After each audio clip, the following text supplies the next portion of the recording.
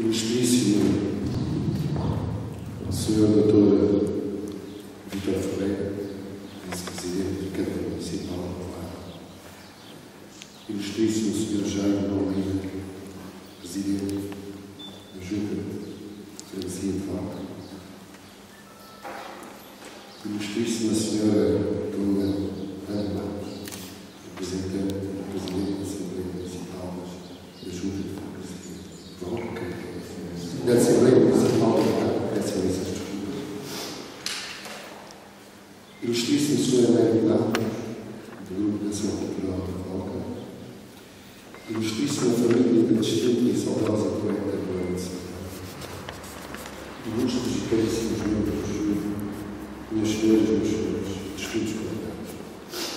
Antes de mais, e de palavras algumas que me ocorrem dizer sobre esta cerimónia que hoje aqui se realiza em Valga, este pequeno mas tão portentoso lugar da beleza e da musicalidade, permitam-me endereçar as minhas mais sentidas saudações e a mais profunda gratidão à Água Viva Moçambique e ao Sr. Jabu Santos pelo apoio que me prestaram e possibilitaram a minha presença nesta cerimónia de entrega do Prémio Literário da primeira edição do Óleo de Santana, e no dia em que tão distinta personalidade completaria 88 anos se fosse vivo, fisicamente, e 88 que celebra com a imortalidade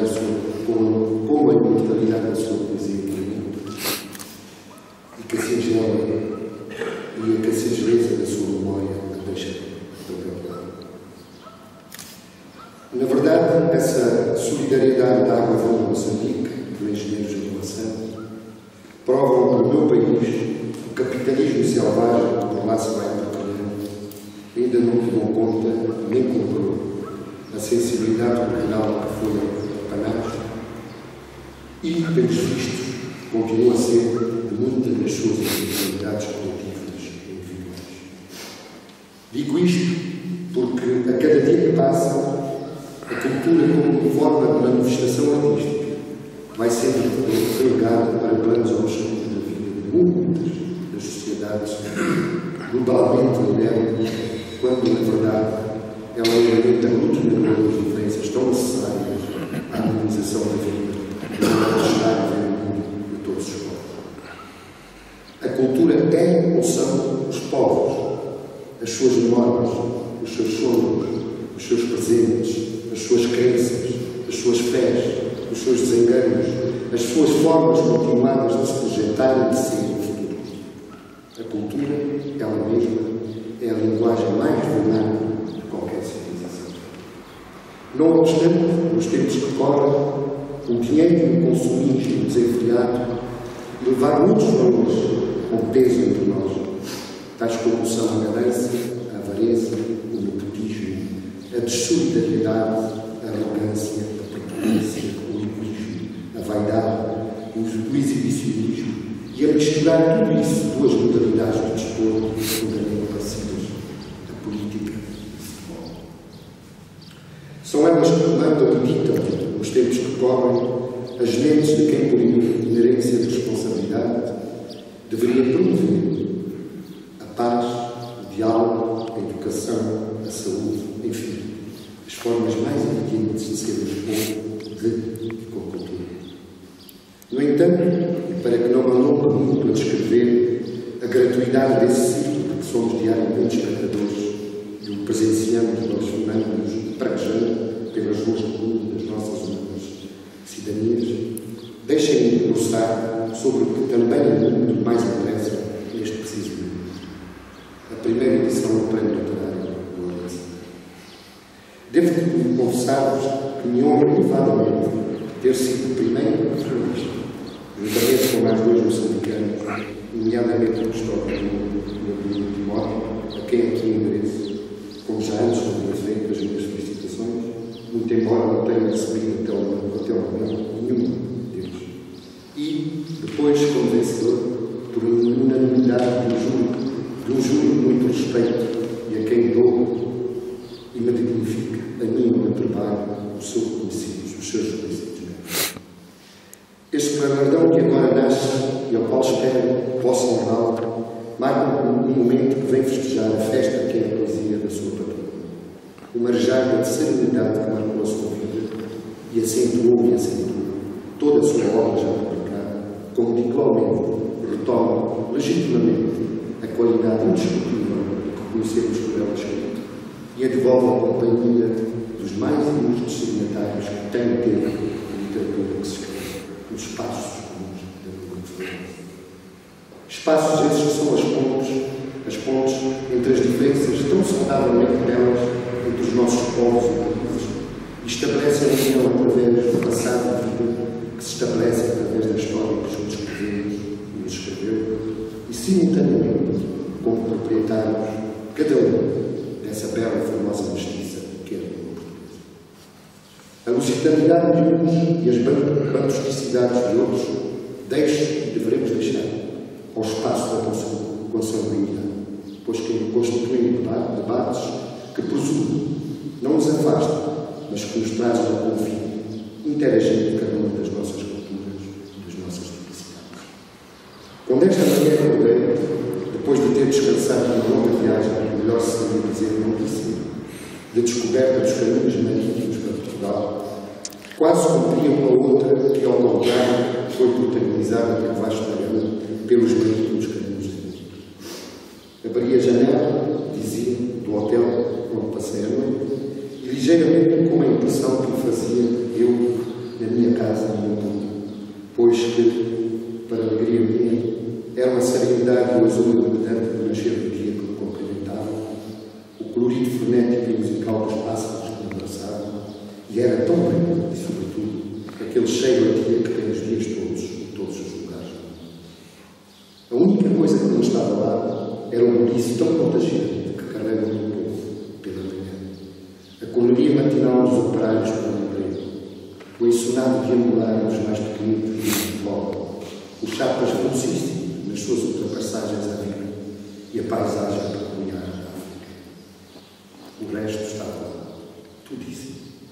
E sendo assim também senti a grande presença da Glória de Santana, porque não era senão isso que ela deixou para que lêssemos e ao lermos, sermos capazes de a tornar mais perto de tudo aquilo que ela no seu mais profundo interiorizou e evocou, os saberes do povo.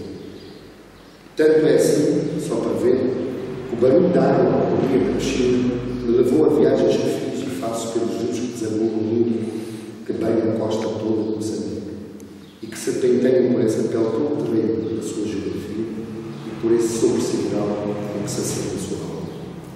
Foi, de facto, um momento glamouroso, arrepiante e espetacular que me fundiu neste misto que agora sou de nostalgia e felicidade.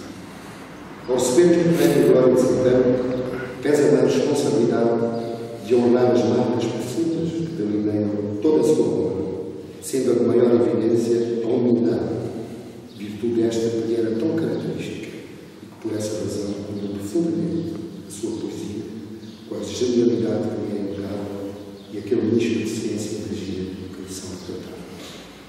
Tenho estado na poesia com um sentimento quase de dever, quase de militância agnóstica e obcecada, pois tudo o que a poesia me deu desde então a esta parte foi absolutamente nada. Nada no sentido material do termo, no sentido de coisa palpável, investigável, abordável, e como já o disse muitas vezes, não fossem as mãos generosas de alguns bons amigos, até isso ela me tinha arrancado. Porque a poesia é assim, não pelo facto de que ela queira, mas pela única razão de que há muito se permitiu ela de certos lugares e certas pessoas, e há muito envolvem esses lugares e essas pessoas da poesia também.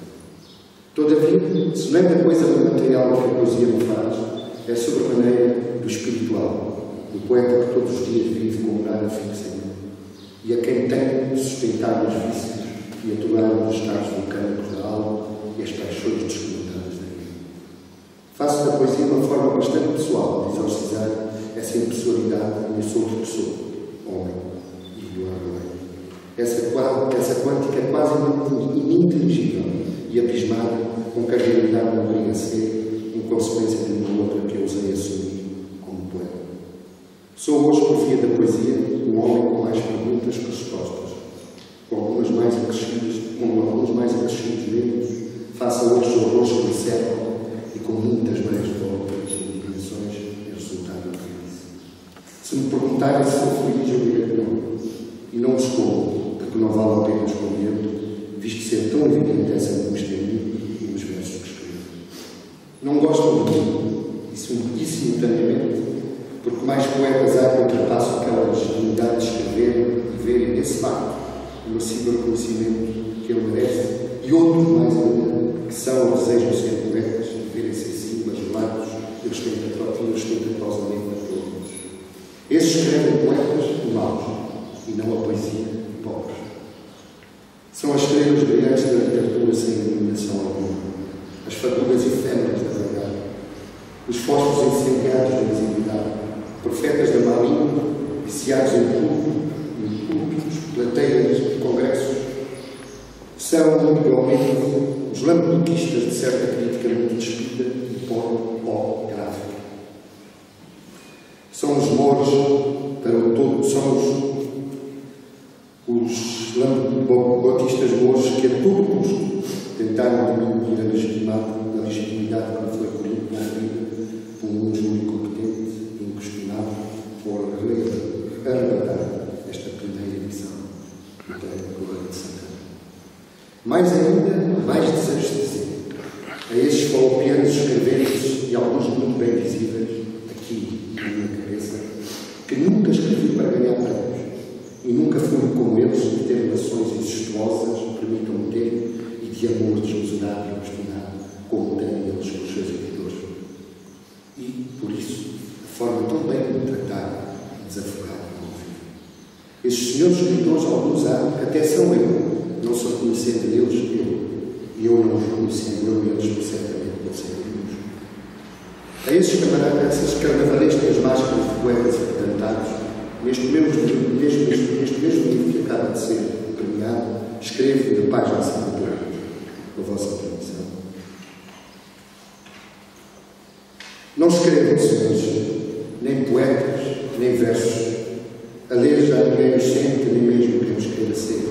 E versos, meu Deus, quem os pode ver, senão já nos vê, quem os sabe escrever. Pobreza maior é toda esta riqueza, estas faustas comédias que ela representa, os que correm e se lambuzam na nossa fraqueza, os déspotas e os barões com armas e certezas. Do passado não se esquecem eles, nem de quem nos esquece. Esses dons imputáveis no presente, essa história afogada que não se deixa. Esses gritam nos discursos, fazem-nos preces, e o futuro que nos falam é aquele que nos enriquece. Sobre os nossos quadros comensais, nada ou pouco quase escreve, nem dos outros libertários senhores nas cerradas reais da nação. Esses que são os que mataram, ou ainda matarão, a boca que os cantaram na razão da nação. Todos eles, os encadastrados senhores da verdade, os ateus cristãos do petróleo envolvidos por eles, os nossos, quer os prometidos ou não, os que partilhamos faz já muito tempo, esses que vêm de trás connosco, os que são atrás de todos, outros, alguns mais alguns, de todos esses que têm direito a ser, sem ser também. E ainda por cima, a esses, falando desses hipócritas apimentados, que são na página 68,